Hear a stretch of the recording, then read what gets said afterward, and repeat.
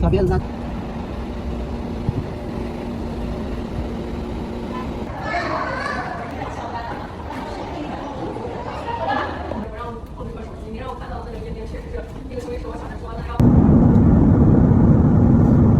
？Galing ng Malingke, kakarating lang namin. Galing China, no? Ganito.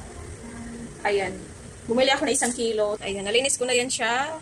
Ito yung manok na nabili ko pa alang 3 piraso to siya na paa ng manok. At saka ito is karning baboy. Laman yan siya, laman.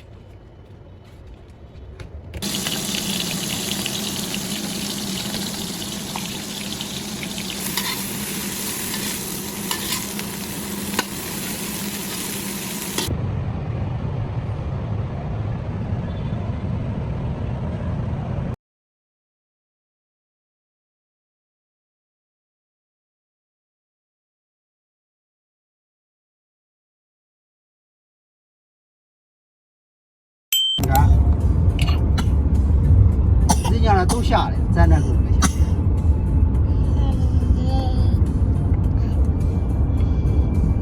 小辫子咱昨天这一圈儿，从来没见过鱼。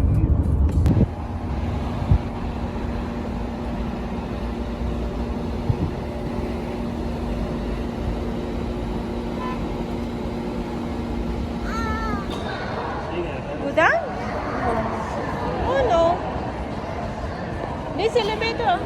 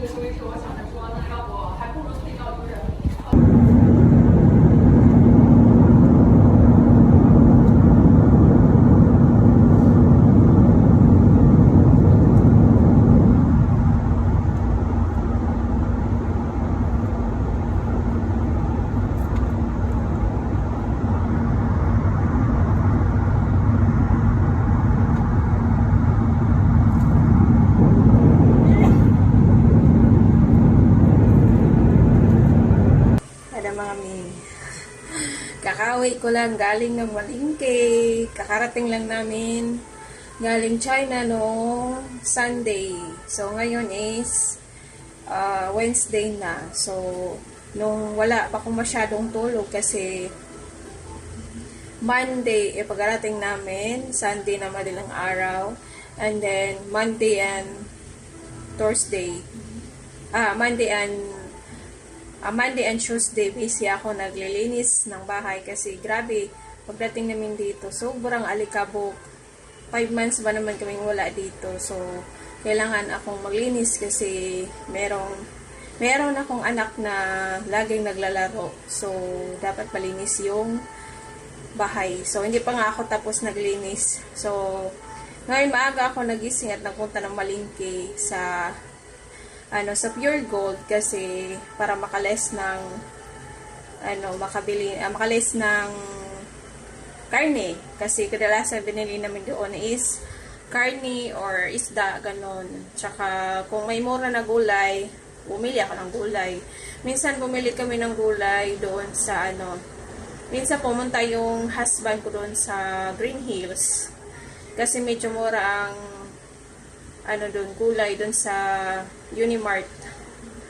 Ayun. So, yung mga karne at saka isda, manok, doon kayo bumili sa sa Agora. So, medyo mura kasi and then bago, diba? So, dapat ang maaga ako mamalingke. So, maaga ako napunta doon. Natulog pa yung anak ko pagkaalis ko. Alas 5, pumunta ako doon. Tapos, eto, medyo lang, masakit lang sa kasi sobrang mahal ang bilihin na ngayon lalo, no? So, sa budget ko na, ang dala ko na pera is nasa 1.5. Ang natira ko na lang na pera is nasa 100 ata o 50. Hindi ko pa na-check. So, ang nabili ko is karning baboy at saka leg na manok, yung paa na manok.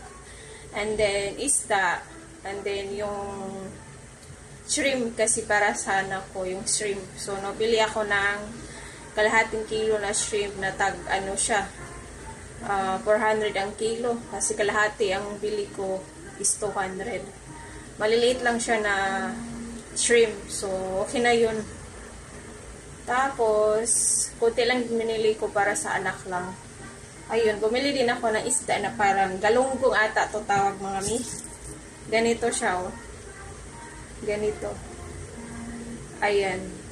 Bumili ako na 1 kilo, 200. Kasi ang 1/2 is 100. So, 200 ang 1 kilo. So, bumili ako para maliit yung binili ko na isda kaya para marami-rami. Ayan. Masarap din naman to siya, iprito, di ba?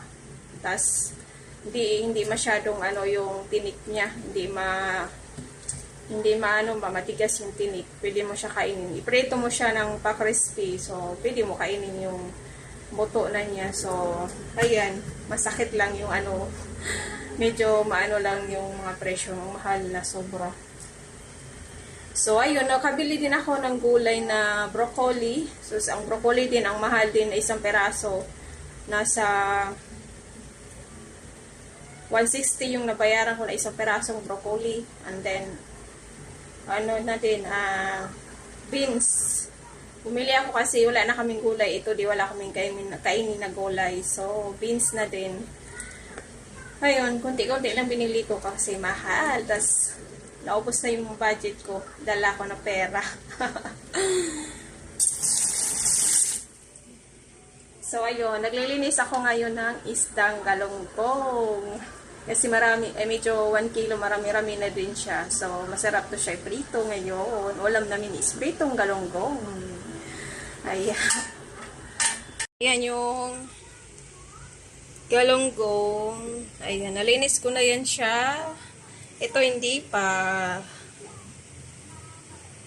So, ito yung manok na nabili ko pa alang 3 piraso to siya na paa ng manok. At saka ito is karning baboy. Laman yan siya, laman. And then yung shrimp ay nalagay ko na siya sa ref. So, ayun, patuloy ako maglinis ng isda kasi marami pa akong kagawing trabaho, mga mi. Ang hirap. Ang hirap, maaga din magising kasi magluto ng agahan. So, laban lang, nanay.